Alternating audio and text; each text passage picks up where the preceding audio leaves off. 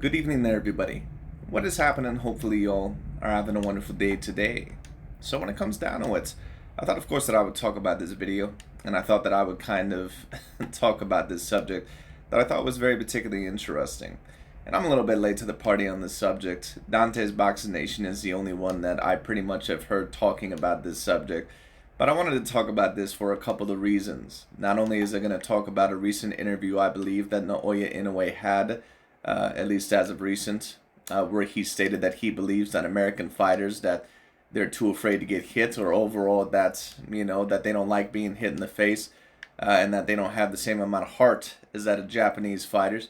Which some may agree, some may disagree with. Of course, Dante's Boxing Nation, he is probably going to try to turn that into somewhat of a racial point of view. And let me tell you what, it certainly could be a little bit because, a lot of the dominant American fighters are that of black American fighters. And we know, of course, that, a lot of people would fit them under the defensive and, running type of style, quote unquote, when it comes down to it. Which, of course, some would debate would be a little bit of an unfair stereotype. But it is what it is. But anyways, just heading into this, not only are we going to kind of talk about that, but we're also going to be talking about Mr. Naoya Inoue and his career going forward. And in my view, overall, what chance does he have to potentially lose, potentially going up to that of the 126-pound weight class? Now, of course, we can't really put overall, the cart before the horse because, in a way, I don't believe it's done with the 122-pound weight division as of yet. I believe that he has a fight against Luis Neri in May, which I think is a very, very good fight. Luis Neri is a relatively talented Mexican fighter who can punch. Now, to be fair, he has already been stopped by that, I believe, of Brandon Figueroa, and he's not a champion at this time. But, especially for those weight divisions, it definitely isn't a bad fight. Inoue has been in there with a lot of the top contenders of those weight divisions, whether you believe they're A grade or B grade, whatever you want to say.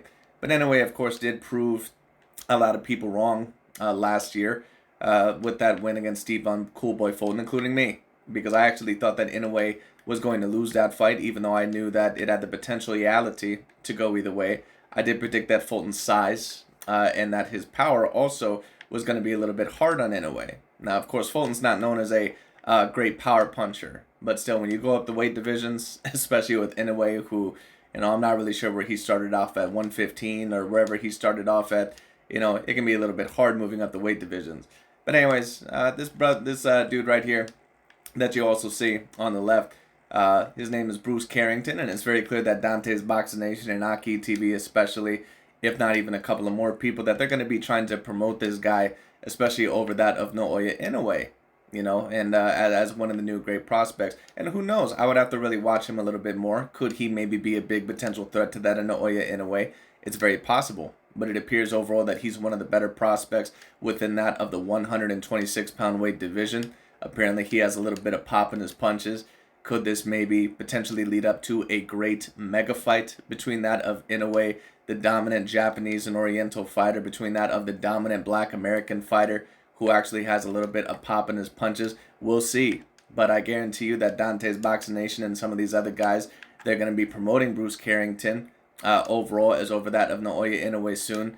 And, a lot of these guys that once upon a time predicted Stephen Coolboy Fulton to beat Inoue, all of a sudden you see a lot of these guys saying, oh, well, Coolboy Fulton really couldn't punch.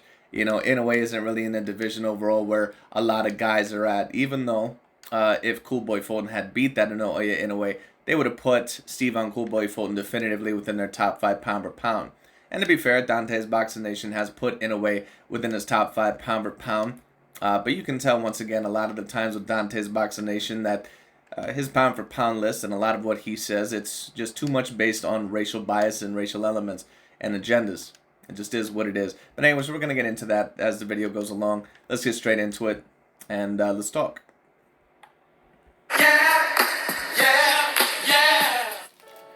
Dante's Boxing Nation, what's going on, guys?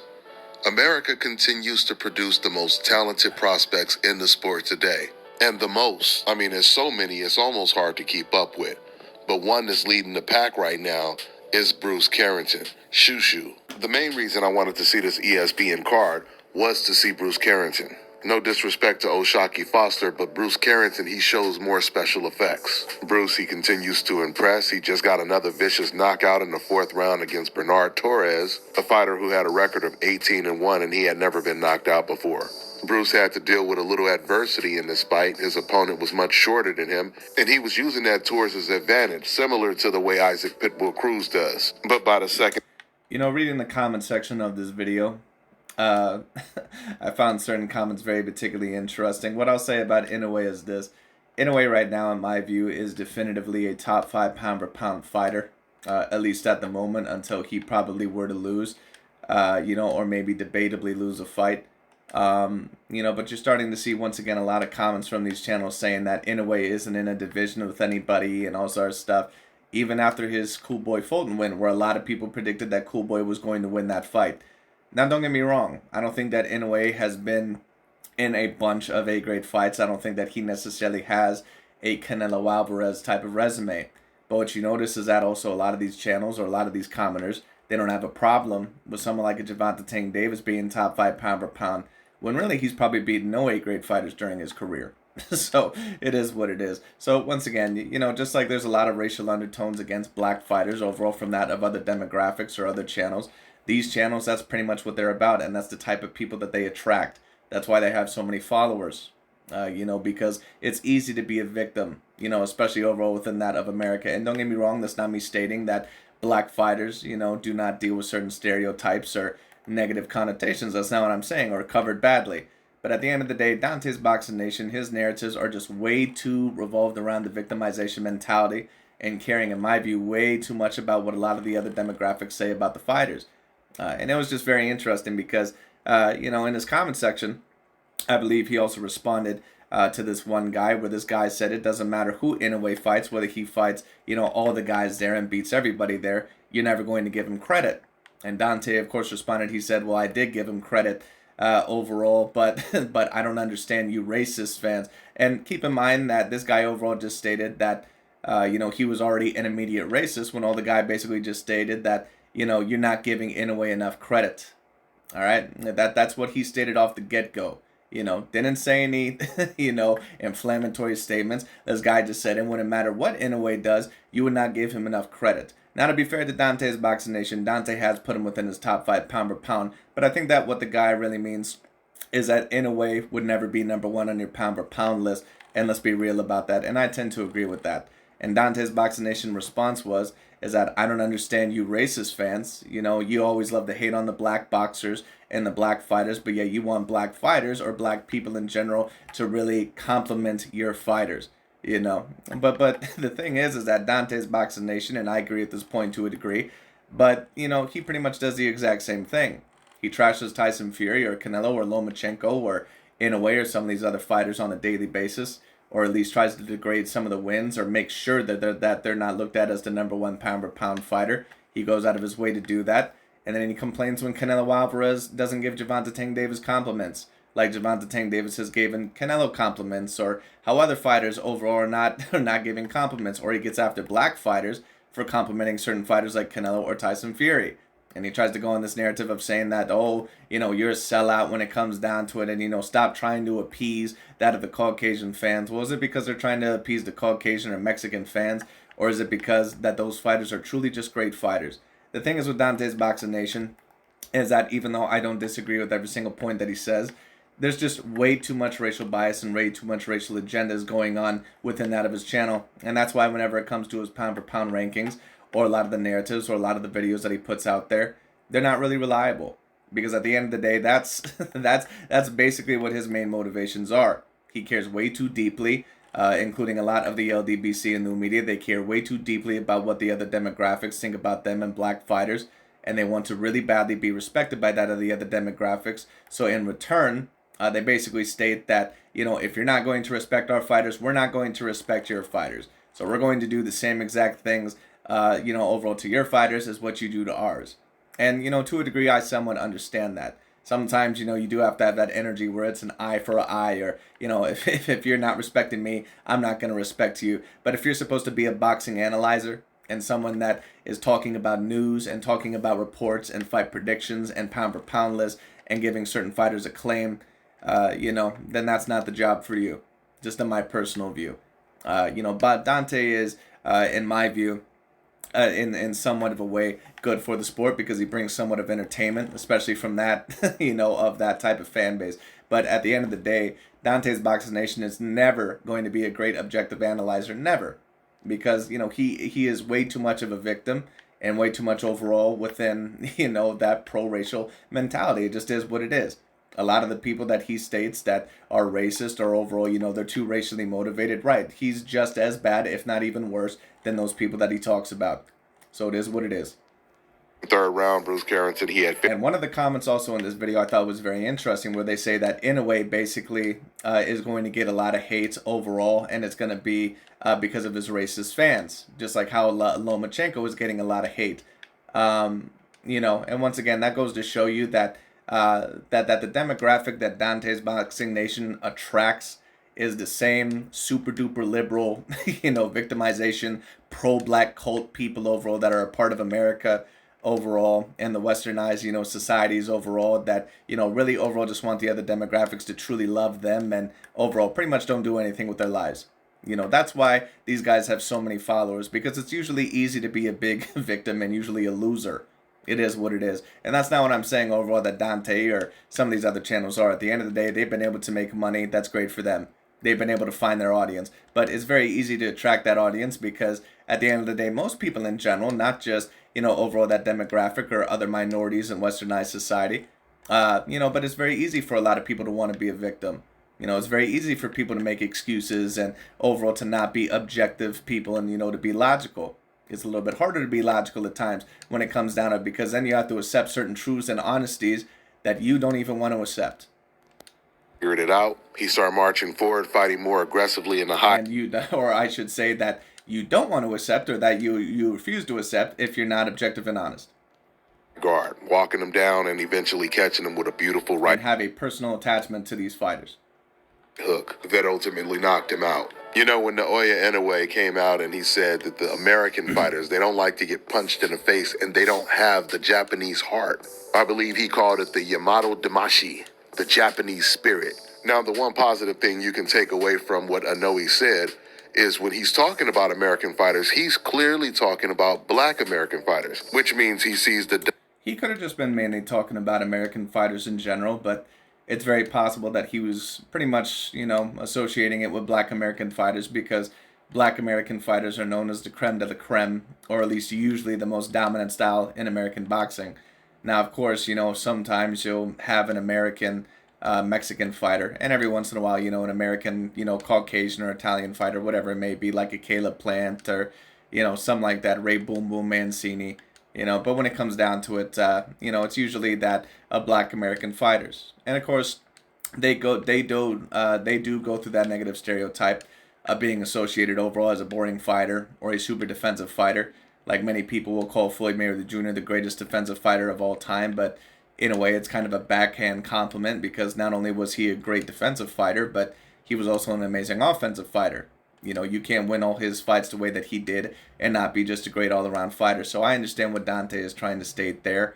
And oftentimes, when we hear someone say something the way that Inoue says it, we've heard it oftentimes from Mexican fighters in the past when they can't deal with the slick black American style and that of American boxing. They call them runners, or they say overall that, they're afraid and that, they don't have any cojones and all this other stuff. Oftentimes that can be used as something to where, they just can't deal with that type of style, But in a way, just taking a look at his perspective, he probably, someone does have a right to that perspective, at least in his view, because the American fighter, which was supposed to be the biggest fight of his career, Fulton pretty much was afraid to trade with that Naoya Inoue. So I can kind of understand his perspective because Stephon Fulton from round one, as soon as he felt that speed and that power, he took no risks whatsoever to trade with that Inoue. And to beat someone like Inoue, who basically is this generation's Roy Jones Jr. when you just talk about athleticism, because he's so far and ahead of everybody that he fights. Now, it could be, a little bit because, I don't think that every fighter that he's fighting is necessarily A grade, but he still fought some guys that I would say have power, or at least overall decent fighters. Stephon Fulton was bigger than him, and he was supposed to be a guy that would translate his power a little bit against that Naoya Inoue. I mean, he didn't really have a super duper amount of trouble against Brandon Figueroa, at least with his power. He didn't get knocked down at all. Now, it was a very competitive fight. But at the end of the day, you know, he showed no signs of major hurt, at least from what I remember. And Inoue, in that fight against Fulton, I mean, he clearly was hurting him from round one. So whatever Inoue, like whatever type of power he has, just like Roy Jones Jr., you know, that dude is just a freak of nature. Like Inoue is another Roy Jones Jr. where he's just a freakish athlete. Dominance of black American fighters in the country. So just like when we think of Japanese boxing, we think of fighters that look like Inoue. When he thinks of American boxers, he thinks of boxers that look like Crawford, Bruce Carrington, etc., etc. With that being said, Inoue, he fights at 122, and Bruce Carrington fights at 126. When Inoue started comparing his Japanese spirit to American boxers, I said this would be a great question to ask every American black boxer. What are your thoughts on Inoue implying that American boxers don't have the heart of a Japanese fighter? And so far, Bruce Carrington has already been asked that question, so he gave his thoughts on what Inoue said. Now, before I play this clip of what Bruce Carrington said, I do want to make this point clear. Dante is still trying to get so many black fighters you know, on his same victimization mentality page. And that's why he gets so pissed off when fighters like Gervonta Tank Davis or Shakur Stevenson, fighters that don't necessarily have that mentality because they've actually been overall at great points. Now, don't get me wrong, Dante has done great things with his life. At the end of the day, he's created a channel. I'm sure that he makes a great paycheck. All that is well and good. But you can tell that the victimization mentality with him is just way, way, way too much. And that's why even certain black fighters, even though some may agree with a lot of the things that he says, they even believe that he goes a little bit too far with it. Because Shakur Stevenson, at one point in time, he had to kind of tell Dante off, at least overall, I believe, on his Instagram or Twitter, because Dante, of course, was going in on Shakur stating that he was trying to appease the Caucasian fan base.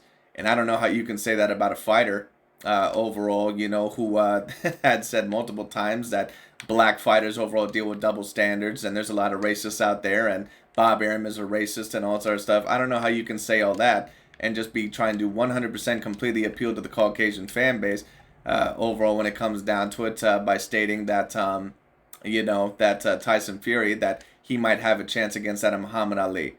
At the end of the day, that's Shakur Stevenson's opinion. Now, if it was something that seemed not plausible, and if Tyson Fury was a completely unaccomplished fighter, then I would get it. But you're talking about a 6'9", 280-pound guy that's defeated Klitschko, Wilder, some other top contenders in his career, and a guy that at his best is a great all-around boxer. The thing is with Dante, once again, like he stated before, is that he wants everyone on new media and the LDBC to be on the same page. What does that mean? Does that mean logic? Does that mean objectivity? Does that mean honesty? What it means is honesty, their truth. That's what that means. Their truth, not the truth. That's basically what that means. You know, so we're going to state whatever we believe, and we're going to go after some of these fighters like Inoue, Usyk, Lomachenko. We're going to overall, you know, treat them badly just like certain people treat our fighters. That's what that means. While Inoue made these statements, he did say the best fighter in the world is American, and his name is Terence Crawford. With that being said, let's go ahead and get to this clip of how Bruce Carrington responded to what Inoue said. And we talked about Inoue probably coming up possibly to 126. What do you think about his comments surrounding the fact that maybe American fighters don't like to get hit? We don't like to get punched in the face. I mean, you know, through his experiences, I see why he's tried to say that, but he ain't getting there with a dog like me. So when the time comes, he gonna see what's up, and I'm gonna definitely show him. I'm making him a non-believer in that statement that he made for sure. There you go. Shoot. I'm very particularly interested in that fight. I haven't watched much of this cat, Bruce Carrington. I haven't really watched much of this dude, but so far from what I've seen, he seems relatively impressive. I'm not going to quite say that I would favor him to beat Inoue at his best, but of course, that being said, I'm going to give this dude a little bit of time because he hasn't even won a belt yet, I believe, in his career, or at least an official belt. But, you know, I think that the LDBC and new media, I think that they're going to try to build up this fight and, of course, create a little bit of drama between that of Naoya Inoue and Bruce Carrington. And you know what? I think after a while it'll be good for promotion. It may develop into that of a super fight. And if Inoue does end up beating that of Bruce Carrington, they're going to once again create a monster overall, no pun intended, with Inoue to where they may have to tear him down a little bit because because of the promotion that they put between that of Steven Fulton and Inoue. And don't get me wrong, it was worth the promotion because that was a big 50-50 level fight. You know, now overall they basically have to put Inoue within their top 5 pound for pound. So Bruce Carrington, if he's going to be a guy that overall could potentially beat Inoue because he has power in his punches, does that mean that Inoue is going to be high on their list? More than likely not, but it is what it is. But, just speaking from a logical and an objective point of view, that'd be a very particularly interesting fight. I think, of course, Bruce Carrington, that he's going to need some more experience, but I would love to see him in a fight at that weight division where he would get a belt very soon. But that'd be a very interesting fight, but we'll see how much longer Inoue stays at 122. Of course, he's going to be fighting Luis Neri. We'll see if maybe he takes another fight, but it'll be very particularly interesting. But as for Inoue, right now, it just appears that at the moment that almost nobody can compete with him. At least anyone that's going to be around his size. He's very similar to that of a Roy Jones Jr. or Lomachenko or, someone of that sort, even Canelo if you want to put him there. But, maybe not quite Canelo, but, someone that just appears to be so athletically gifted combined with their skills that it's almost basically impossible to beat them if you're similar in size to them. That the only way that they're really going to get beat is if someone is probably somewhat relatively bigger or at least clearly bigger than them. And Inoue against Stephon Fulton, I thought that Fulton at least clearly looked a weight class bigger than him, and Fulton folded him like a lawn chair. So once again, it's going to be very interesting. That's why I compare Inoue. He's basically like the current day Roy Jones. And the reason why I state that is because Roy Jones was one of the most physically talented fighters that I had ever seen, not just in terms of the skill set. Inoue is a very skilled fighter as well, but in terms of the physical capabilities, Inoue is just a scary guy. He's a very, very scary fighter to fight. He has extreme levels of power. Now, of course, some guys have talked about the potential stacking of his gloves, or the stacking of the wraps. Well, apparently what he's done has been legal, in most areas, including Japan and also including that of certain parts of America. And you're also going to hear a certain amount of comments stating that, oh, Inoue needs to fight here in America, blah, blah, blah. He won't fight any of these brothers in America overall, and all sort of stuff. Well, at the end of the day, Inoue fought that as Stephon Fulton. Yes, he did fight him in Japan. But what really makes America that much greater overall than fighting that of Japan? Did any of these guys really complain when Floyd Mayweather Jr. fought Ricky Hatton, fought Miguel Cotto, fought all these guys in Las Vegas, where he pretty much lived and was at? No one ever complained about that. It just is what it is. And it isn't like in America that someone is less likely to get robbed, because we all seen the Canelo Alvarez versus Gennady Golovkin first fight. We all seen the Lennox Lewis versus Evander Holyfield first fight. We all seen the Tyson Fury versus Deontay Wilder first fight. And we all seen a multitude of other fights. So just because it's in America doesn't mean that shady shit is not going on and that someone is not potentially going to get robbed. So if you're Naoya Inoue and you're the A side, why wouldn't you want to have it in Japan? Why would you want to go to America? It just is what it is. When you're the A side, you get a lot of your advantages. And if you're not willing to overall accept that when the other guy is the A side and the clear one of the best pound for pound fighters on the planet, then you're not willing to prove yourself that much. It just is what it is. They had this energy, overall that of Floyd Mayweather Jr. and some other guys, so they should keep the same energy here. It is what it is. But anyways, that's pretty much about it overall for today. I just thought that was very particularly interesting. Thank you all so much for watching. We'll see where Mr. Inoue goes from here. But this dude, Bruce Carrington right here, I'm going to be keeping a close eye on him. We'll see where he goes. And we'll see if there's going to be a mega fight potentially between that of Inoue and Bruce Carrington. We'll see. But anyways, that's pretty much about it for today. Thank you all so much for watching. I'll talk to you all later.